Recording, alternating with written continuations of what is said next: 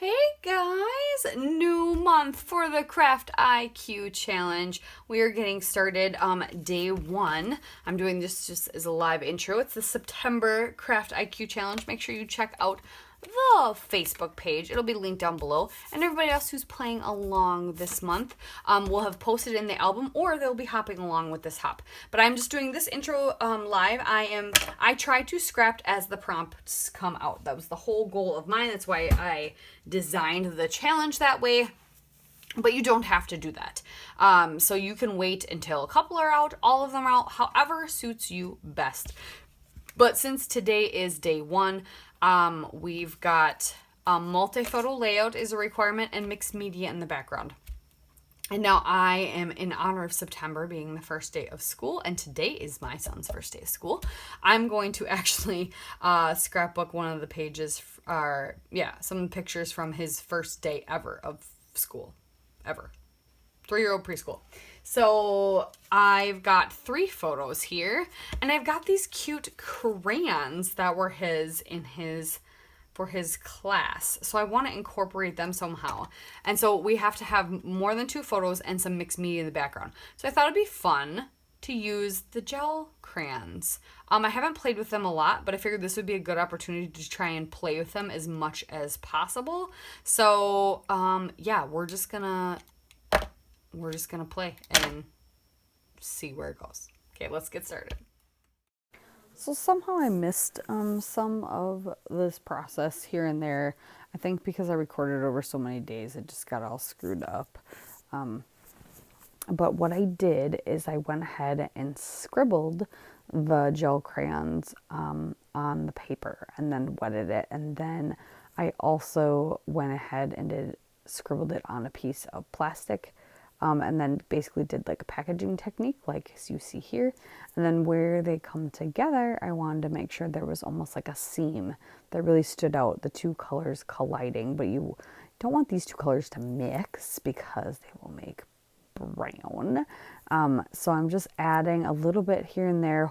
It dries pretty quickly, allowing it to dry in between and just making that seam in the middle. And so that way it almost looks like the 2 crayons that I have that are going to be on either side have drawn their color and kind of like towards each other. I don't know if that makes sense. It doesn't look like they're being like sprayed or anything like that or collisioned into each other, but I really liked the idea of the 2 colors dividing and then coming together, kind of being forced together. It looked pretty. So that is how I did that. So that would be day 1, and that was 2 plus photos. And then day 2 is add some stamping to your background. So I am taking a stamp I have that is a grunge stamp. I can't remember the brand at the moment, but I am literally coloring the stamp with the same colored gel crayons and then stamping it in the areas. So, and it almost looks like a squiggle from a crayon. So coloring the orange on the stamp and then stamping it down, and then coloring the blue on the stamp and stamping it down. I will also add some black plus signs stamped as well into that area because the crayons are those colors plus the black. I wanted it to stand out.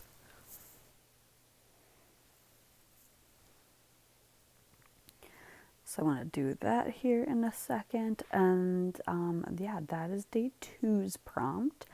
And then day 3 was from our guest. And you can be a guest and give prompts by, all you have to do is play along and post your layout in the album. And I just choose a random one at the end of the month to get to be the guest for the next month. And you get a little sneak peek. You get a special advantage, and you get to see all the layers for the next month as soon as you give me your prompt. So that's pretty cool. So the day 3 prompt was add wood grain of any kind or wood. So trees, use wood veneer, use a wood grain, however you want to incorporate wood. So I happen to have a little bit of wood grain on my desk, left over from another project, and I want it to blend in a little more to look kind of seamless. So I'm just adding a little bit of white gesso where the wood grain paper meets the background, just so the harsh lines aren't sticking out. But then it ends up getting covered up anyway, so it was kind of a waste of time. Yeah, and there's just a tiny bit of wood grain peeking out. There really isn't much. So we get that going, and then I decide as I'm getting this ready that I really want the layout to be framed. So I go through the papers, and I really enjoy this paper that's got the big circle in it, because on the outside of the circle, half of it's green, half of it's blue, half of it's orange. So it works perfect. There is green on the circle. So I'm going to trim down my paper just a little bit, and then I'm going to gut this so I have a little frame, and I'm going to mat the whole layout on there, and that way I have a little bit of a frame so some of that background extra color shows around it, and I really enjoy that. And when I put the photo, so when I have elements like this, or like when I have photos with papers and things, I glued that all together so I can move it, take it on and off the page, especially if I'm doing mixed media. It's really helpful to be able to see like where things sit, and then you can kind of take it on and off when you're adding mixed media. So I get all that back on, and I go through the Vicki Boutin Color Study Ephemera and find some pieces. I'm really liking the rainbow piece that says everything's gonna be all right, because my son's face in these photos, you can tell he's very worried, and it was kind of funny. I do the journaling later at the very bottom, and it just talks about how we talked about first day of school, and he was so excited, and then the day came, you could tell he was really nervous. So I really like that everything's gonna be all right to go on there.